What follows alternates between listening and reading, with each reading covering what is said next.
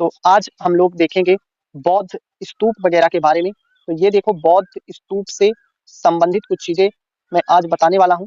तो बौद्ध स्तूप से सबसे कई टाइप्स में इस स्तूप को बांटा गया है, जिसमें से हम लोग तीन देखते हैं यहाँ। अवशेष स्तूप, यानी जिसमें गौतम बुद्ध के अवशेष रखे गए हैं, जैसे सांची का स्तूप एक होता है। दूसरा वस्तु स्तूप, जिसमें गौतम बुद्ध व उनके शिष्यों द्वारा यूज किए गए वस्तुएं रखी गई हैं, जैसे वैशाली का स्तूप होता है। तीसरा स्मारक स्तूप होता है, जो श्रीलंका का अनुराधापुरम का स्तूप है, वो उसमें स्मारक और बुद्ध और उनसे संबंधित चिन्ह का प्रतीकात्मक रूप से प्रदर्शन किया गया है।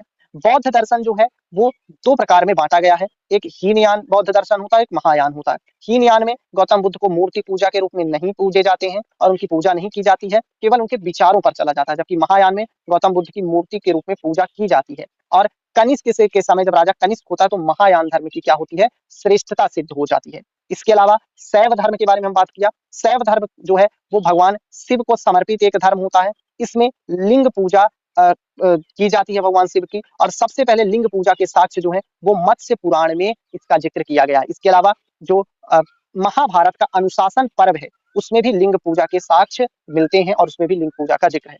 शैव मतावलंबी जो है वो चार प्रकार से होते हैं। एक होता है जो पाशुपत होते हैं, यानी पाशुपत वाले होते हैं। एक कापालिक होते हैं, कापालिक होते हैं।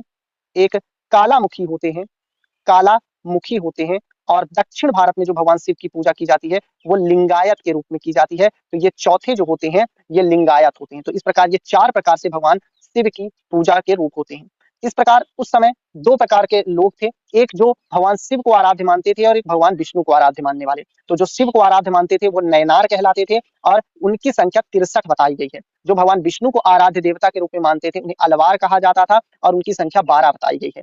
जो शिव को आराध्य के रूप में मानते थे उनमें अपार, तिरुज्ञान, संबंदर, सुंदर मूर्ति, ये कुछ उदाहरण है। इसके अलावा एलोरा का जो मंदिर है, एलोरा में जो कैलाशनाथ मंदिर है भगवान शिव को समर्पित है, उसका निर्माण राष्ट्रकूट शासकों ने करवाया था। ये इंपॉर्टेंट फैक्ट्स है। इसके अलावा भगवान शिव को समर्पित तंजावुर में एक बहुत बड़ा मंदिर है, जो तंजौर जिला भी कहा जा सकता है तमिलनाडु में, उसे कहते हैं बृहदेश्वर मंदिर या राजराजेश्वर टेम्पल। ये ग्रेनाइट से निर्मित मंदिर है और इस मंदिर का निर्माण चोल शासक राजराज प्रथम ने करवाया था और ये भगवान शिव को समर्पित है और इसे जाना जाता है।